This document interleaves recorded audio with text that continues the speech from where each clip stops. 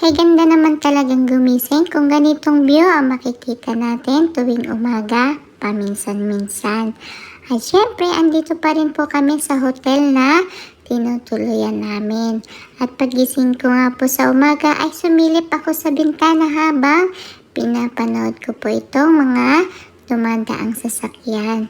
At nagre-ready na rin po kaming umalis para sa mga pupuntahan pa namin.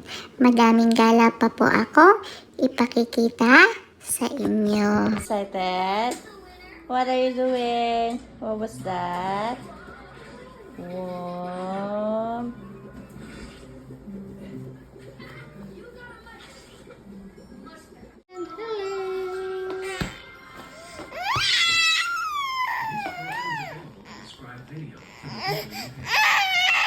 At sa wakas, matapos ang 100 years na paghihintay namin, ayan na nga rin po, bababa na po kami at nandito na po kami sa may elevator.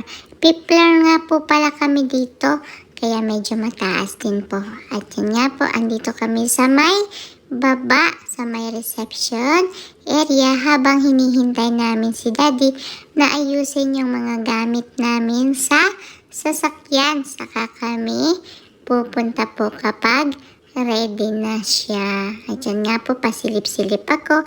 At tara, nandito na rin po kami sa sasakyan. Siyempre, hindi ko iiwan si Ana at Elsa sa mga gala namin.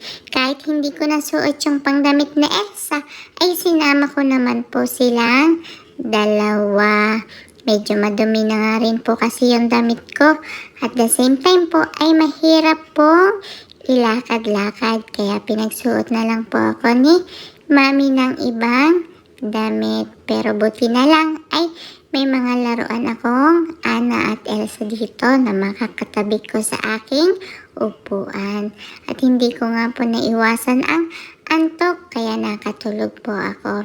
At yan na nga po, lakad-lakad po ako dito at enjoy po ako. Ayan lang po, sa susunod ko na po ipakita yung pinuntahan namin.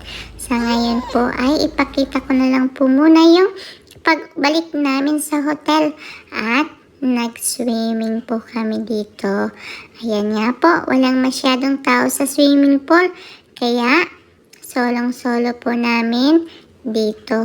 At the same time po, tinuturuan ni Daddy si Kuyang mag-swimming. Kaya saktong-sakto lang kasi walang masyadong tao. At yan nga po, diba? Kahit si Lily po ay enjoy na enjoy. Nung isang araw niya nga po gusto pang mag-swimming dun sa may lake na pinuntahan namin. At yan nga po, nagkatotoo na kasi nakakapag-swimming siya dito. O, diba? Gustong-gusto po talaga ni Lily ang water. At ako nga po ay enjoy na enjoy din po dito. Kaya lang ayaw kong bumaba dito sa salbabida ko. Gusto nga pong hiramin ni Mami para makasakay naman daw po si Lily. Kaya lang po, natatakot po akong bumaba dito kaya ayaw ko pong ipahiram. Yun lang po ang kwento ko sa inyo today. Bye-bye po. Salamat po sa panonood ulit.